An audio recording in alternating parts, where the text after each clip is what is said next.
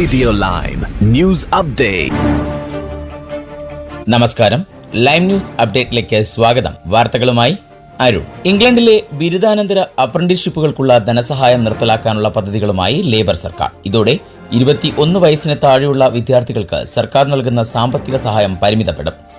ബിരുദാനന്തര ബിരുദത്തിന് തുല്യമായ അപ്രന്റീസ്ഷിപ്പുകൾക്ക് ഇനി തൊഴിലുടമകൾ പൂർണ്ണ ധനസഹായം നൽകേണ്ടതായി വരും. 21 വയസ്സിന് താഴെയുള്ളവർക്ക് കൂടുതൽ പരിശീലന അവസരങ്ങൾ നൽകുമെന്ന് സർക്കാർ വാഗ്ദാനം ചെയ്യുന്നുണ്ടെങ്കിലും സർക്കാരിന്റെ ഭാഗത്തു നിന്നുള്ള ഈ നടപടി വലിയ വിമർശനങ്ങൾ ഇപ്പോൾ നേരിടുന്നുണ്ട്.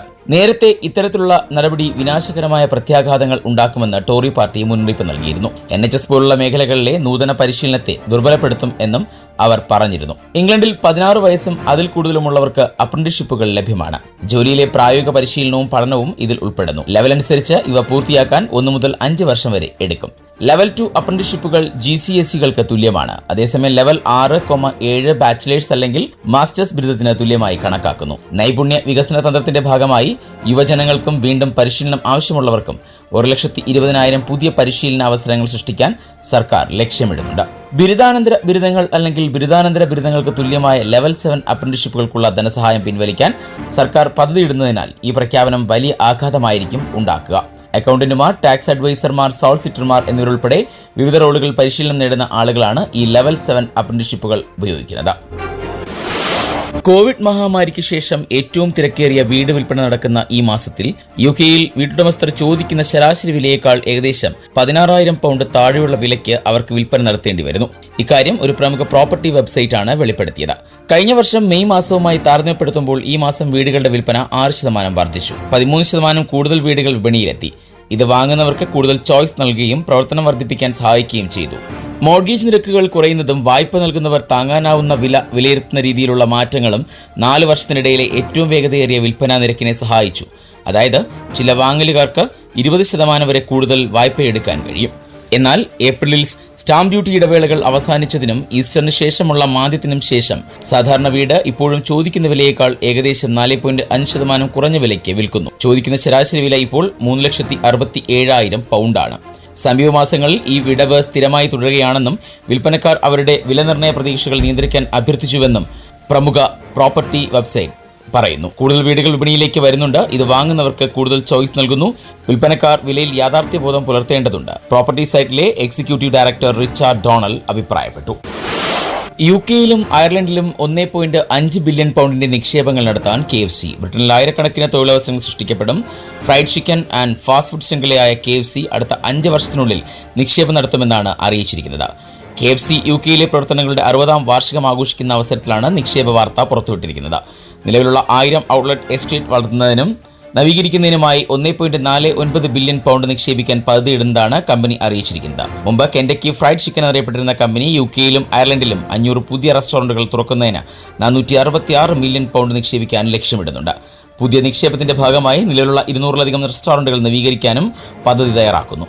കമ്പനി വിപുലീകരണ നവീകരണ പദ്ധതിയിലൂടെ അടുത്ത 5 വർഷത്തിനുള്ളിൽ UK-യിലെയും അയർലൻഡിലെയും ബിസിനസ്സിലും വിതരണ ശൃംഖലയുമായി 7,000-ലധികം പുതിയ തൊഴിലവസരങ്ങൾ സൃഷ്ടിക്കുമെന്നും കമ്പനി അഭിപ്രായപ്പെട്ടു.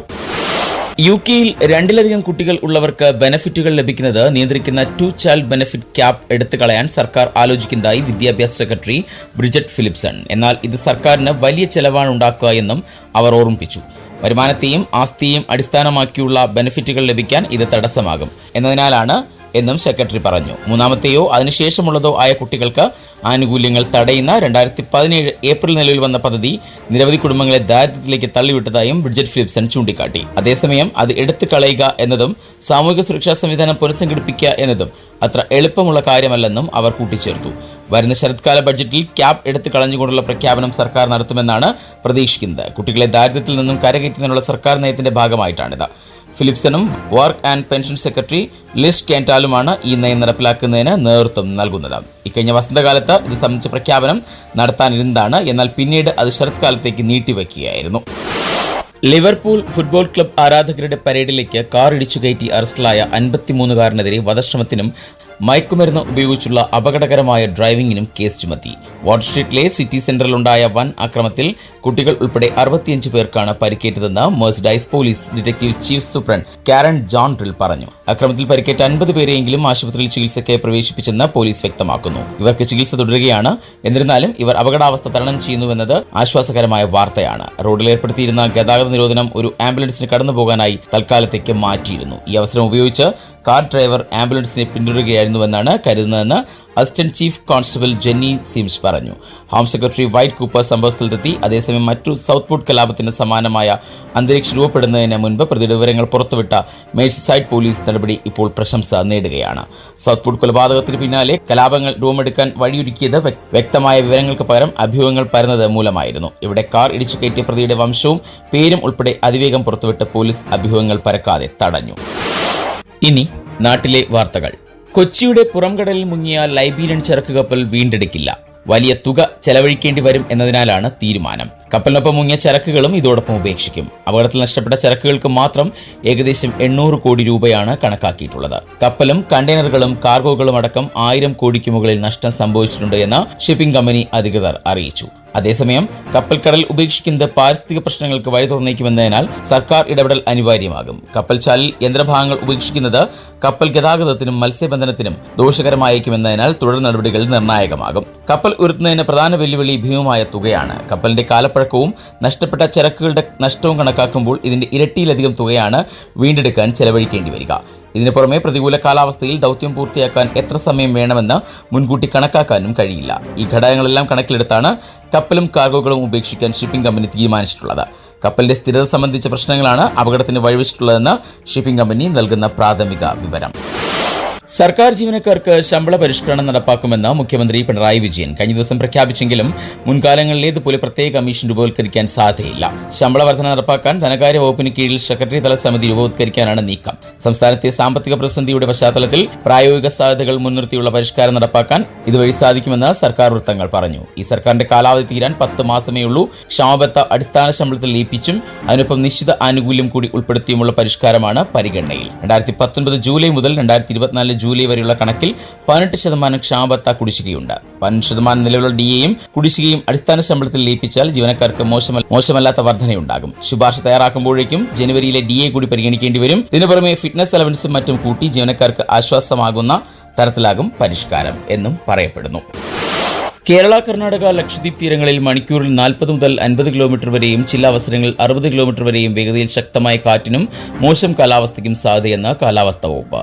ഇന്നലെ മുതൽ ഈ മാസം 31 വരെ മത്സ്യബന്ധനത്തിന് കേന്ദ്ര കാലാവസ്ഥാ വകുപ്പ് വിലക്കേർപ്പെടുത്തി. തെക്ക് പടിഞ്ഞാറൻ അറബിക്കടൽ, മധ്യ പടിഞ്ഞാറൻ അറബിക്കടൽ എന്നിവിടങ്ങളിൽ മണിക്കൂറിൽ 45 മുതൽ 85 കിലോമീറ്റർ വരെയും ചില അവസരങ്ങളിൽ 65 കിലോമീറ്റർ വരെയും വേഗതയിൽ ശക്തമായ കാറ്റിന് സാധ്യത എന്നും കാലാവസ്ഥാ പ്രവചനം. ഇനി സ്പോർട്സ് വാർത്തകൾ. റയൽ ബെറ്റിസിനെതിരായ യുവേഫ യൂറോപ്പ കോൺഫറൻസ് ലീഗ് ഫൈനലിലുള്ള 23 അംഗ യാത്രാ ടീമിനെ ചെൽസി മുഖ്യ പരിശീലകൻ എൻസോ മാരസ്ക പ്രഖ്യാപിച്ചു. പോളണ്ടിലെ റോക്സോ സ്റ്റേഡിയത്തിൽ ഈ വ്യാഴാഴ്ച നടക്കാനിരിക്കുന്ന മത്സരത്തിന് മുൻപുള്ള പത്രസമ്മേളനത്തിനും പരിശീലന സെഷന് മുന്നോടിയായി ചൊവ്വാഴ്ചയാണ് ടീം റോക്ലോയിൽ എത്തിയത്. 2025 കൂപ്പാങ് പ്ലേ സീരീസിന്റെ ഭാഗമായി ഈ വേനൽക്കാലത്ത് ദക്ഷിണ കൊറിയയിൽ ന്യൂകാസിലിനെ നേരിടുമെന്ന് ടോട്ടൻഹാം ഹോട്ട്സ്പർ സ്ഥിരീകരിച്ചു. പ്രീ സീസൺ ടൂർണമെന്റിൽ സ്പേഴ്സിന്റെ 3ാമത്തെ പ്രകടനമാണിത്. കൂടാതെ ക്ലബ് ക്യാപ്റ്റനും കൊറിയൻ ഐക്കണുമായ സൺ ഹ്യൂങ് മിനിന്റെ വമ്പിച്ച പിന്തുണയോടെ അവർക്കവിടെ വലിയ പിന്തുണ ലഭിക്കുന്നു. കരബാവോ കപ്പ് വിജയത്തിന് ശേഷം പുതുതായി എത്തിയ ന്യൂകാസിൽ കൂപ്പാങ് പ്ലേ സീരീസിൽ അരങ്ങേറ്റം കുറിക്കും. മാക്പീസ് കൊറിയയിൽ 2 മത്സരങ്ങൾ കളിക്കും. ആദ്യം ഒരു കെ ലീഗ് സെലക്ട് 11-നെതിരെ, തുടർന്ന് സ്പേഴ്സുമായുള്ള പ്രധാന പോരാട്ടം. ഈ ടൂർ ന്യൂകാസിലിന്റെ രാജ്യത്തേക്കുള്ള ആദ്യത്തെ ഫുട്ബോൾ സംരംഭത്തെ അടയാളപ്പെടുത്തുന്നു. ഇത് ഏഷ്യയിലെ പ്രീമിയർ ലീഗിന്റെ വർദ്ധിച്ചു വരുന്ന വ്യാപ്തിക്ക് അടിവരയിടുന്നു. ഇനി ഇന്നത്തെ പൗണ്ട് വിനിമയ നിരക്ക് 115.46 ഇന്ത്യൻ രൂപയാണ് ഇന്നത്തെ പൗണ്ട് വിനിമയ നിരക്ക്. ഇതോടെ ഇന്നത്തെ വാർത്താ ബുള്ളറ്റിൻ പൂർണ്ണമാകുന്നു. അടുത്ത ബുള്ളറ്റിനുമായി വരും മണിക്കൂറുകൾ കേട്ടുമുട്ടാം. നന്ദി, നമസ്കാരം. കൂടുതൽ വാർത്തകൾക്കും വിശേഷങ്ങൾക്കുമായി റേഡിയോ ലൈം ആപ്പ് ഡൗൺലോഡ് ചെയ്യൂ. പ്ലേ സ്റ്റോറിൽ നിന്നും ആപ്പ് സ്റ്റോറിൽ നിന്നും.